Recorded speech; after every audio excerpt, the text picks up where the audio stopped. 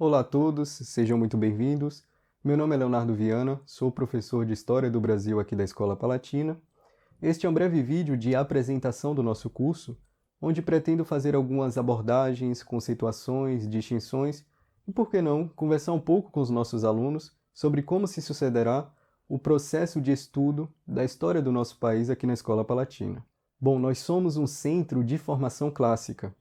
Procuramos dar aos nossos alunos os meios que lhes são necessários para que eles possam desenvolver-se a si mesmos, para que eles possam aperfeiçoar as faculdades de sua alma, as suas virtudes e, por consequência, a sua própria personalidade. Distinguimos-nos aqui da educação moderna, tal como vigente nos dias de hoje. A educação moderna, ela é muito mais uma educação técnica voltada à aplicabilidade prática.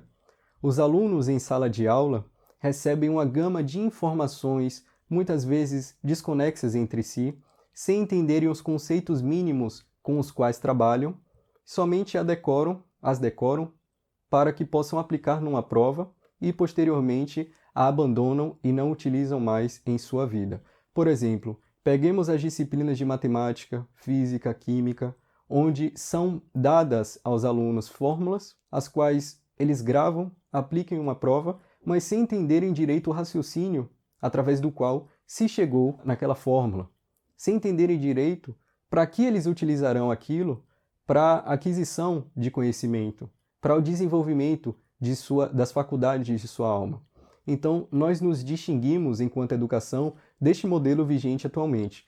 Nós procuramos dar aos nossos alunos uma formação completa, integral, para que eles possam edificar-se em contato com os grandes. Pois, como diz o padre Antonin Sertionge, é a grandeza que julga a pequenez.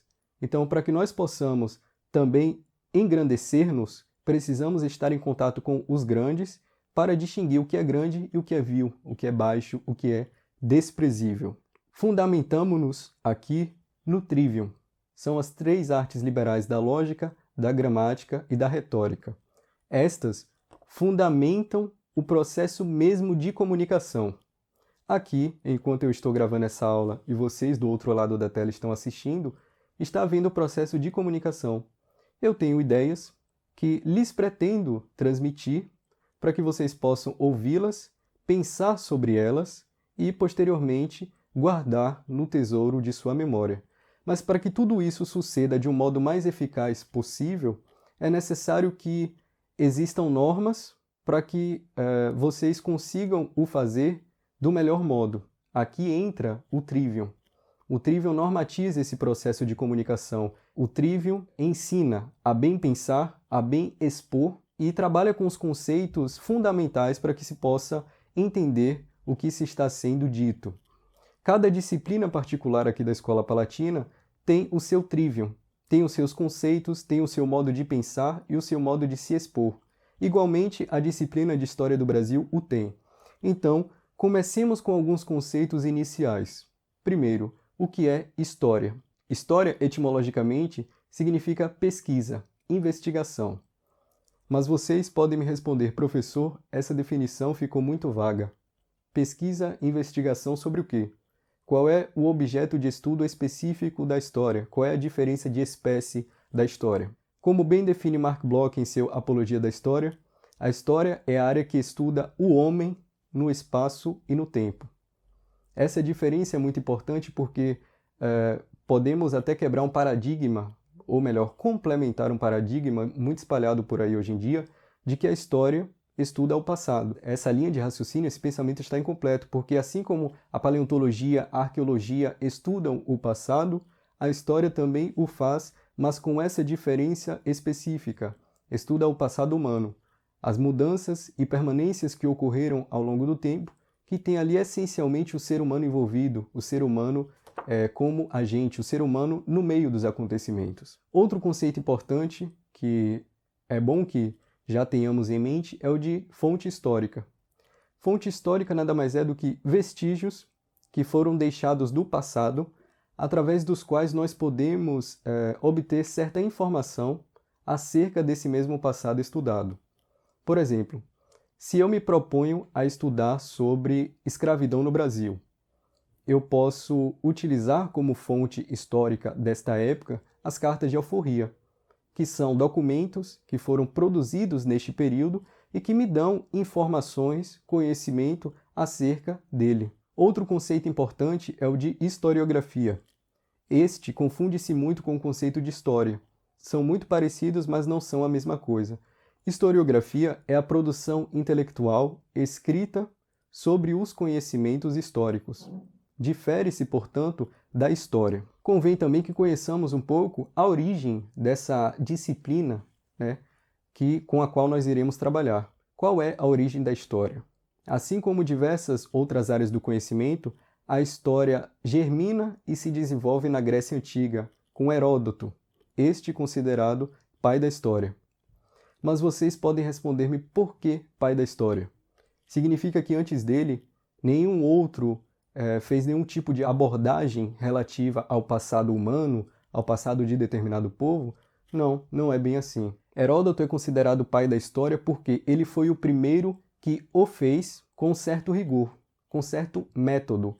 Ele fez pesquisa, ele investigou, fez viagens, entrevistou pessoas, consultou fontes e, a partir de todos estes conhecimentos reunidos, ele procurou retratar em obra de um modo mais fidedigno, de um modo mais verossímil possível.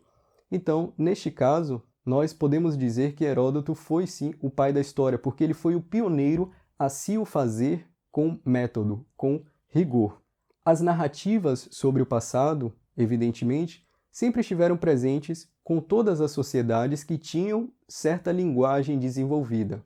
Peguemos a Teogonia de Hesíodo, por exemplo, onde se diz que os povos gregos tinham sentido de sua própria história através da boca dos poetas.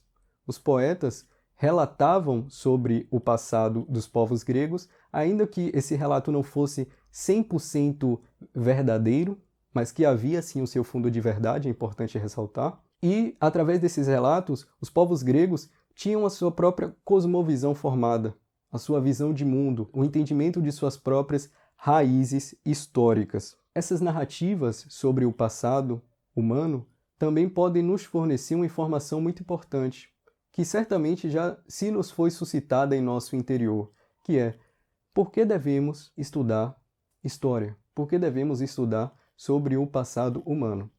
Pensemos bem juntos que, se todas essas narrativas sempre estiveram presentes com os homens, é porque elas têm algum valor.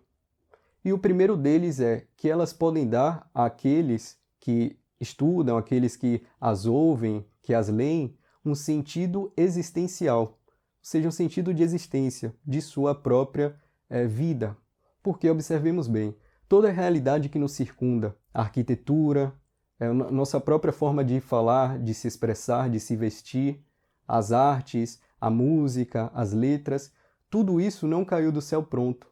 São fruto dos esforços múltiplos e distintos de nossos antepassados, de modo que podemos dizer que somos hoje, sim, fruto do nosso passado. Então, para bem compreendermos a realidade presente, é importante que nós nos voltemos ao passado e estudemos como tudo isso se desenvolveu e chegou até nós. Um outro ponto importante, um outro valor de que podemos usufruir do estudo da história é a questão da edificação. É a possibilidade que nós temos de nos edificarmos em contato com os grandes homens, com os grandes eventos, com os grandes heróis que já existiram antes de nós. Porque em nossa vida cotidiana temos um quadro de experiências humanas muito limitado. Já o estudo da história possibilita o quê? Expandirmos o nosso horizonte, expandirmos os limites geográficos, os limites temporais, que possamos ter contato, assim, com um quadro de experiências humanas diverso, com um quadro de experiências humanas que cotidianamente não nos é apresentado. E isso permite que nos edifiquemos, que nós possamos crescer em contato com esses grandes em quem podemos nos apoiar. Feitas essas considerações, a disciplina de História do Brasil da Escola Palatina tende a fornecer aos seus alunos o contato com o que há de bom, de belo e de verdadeiro na nossa história, para que assim eles possam também se edificar a si mesmos. É importante ressaltar que não se tratará de uma história romantizada. Não seremos desonestos intelectualmente, apresentando uma história como se fossem mil maravilhas, como se só houvesse heróis. Não será bem assim. Mas fugiremos de uma abordagem predominantemente marxista. Apresentaremos aos nossos alunos, sim, as problemáticas, na medida do possível, dos assuntos que estudarmos, inerentes a cada acontecimento, a cada pessoa, a cada fato histórico. Mas não procuraremos dar suma importância a isso, e sim procuraremos o elevar em contato com o que há de bom, de belo e de verdadeiro em nossa história. A história do Brasil na Escola Palatina será estudada inevitavelmente a partir da história de Portugal. E não há como ser de um modo diferente, uma vez que nós somos hoje fruto da civilização portuguesa. Foram os portugueses que trouxeram para nós a nossa primeira divisão espacial. Foram os portugueses que trouxeram a religião, as artes, a arquitetura, a música. Em suma, as nossas bases civilizacionais foram dadas pelos portugueses. Então, nós primeiramente estudaremos a história de Portugal e, a partir dela, iremos estudar a história do nosso país. Ao fim de cada aula, serão dados exercícios aos nossos alunos para que eles possam justamente exercitar aqueles conhecimentos que lhes foram passados em aula. O professor Pierluigi Piazzi ressalta a importância disso que hoje em dia nas escolas muitas vezes não se vê. Os alunos não praticam, não exercitam aquilo que lhes foi passado em sala de aula, sendo que isso é de suma importância para que eles possam aprender da melhor forma possível aquilo que lhes foi transmitido em sua memória. Pierluigi Piazzi ressalta a importância de se estudar um assunto logo após o término de uma aula.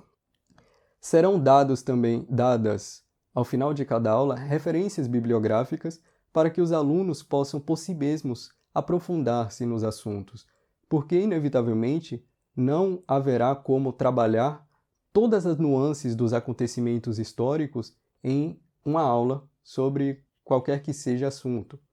Então, o aluno terá de ter austeridade, terá de ter comprometimento com o seu estudo para que possa, assim, se aprofundar por si mesmo nas áreas. A importância da literatura imaginativa será destacada ao longo do nosso curso e constantemente haverá troca de informações entre os professores de História e de Literatura, para que assim os alunos possam povoar a sua imaginação justamente com o contexto social com o qual se está sendo trabalhado na matéria.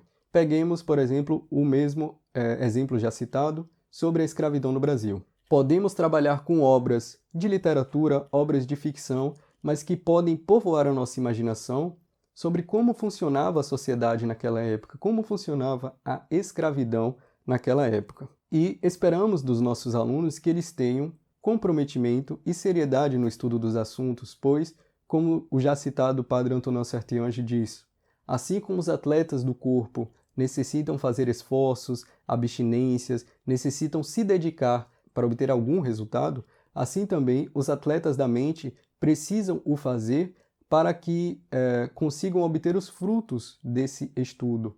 Então, é necessário que se apliquem, é necessário que estudem, que tirem dúvidas, façam os exercícios. A equipe da Escola Palatina estará aqui à disposição para todos os alunos que precisarem da nossa ajuda. Eu espero que vocês tenham gostado. Nos vemos logo mais na próxima aula. Até lá!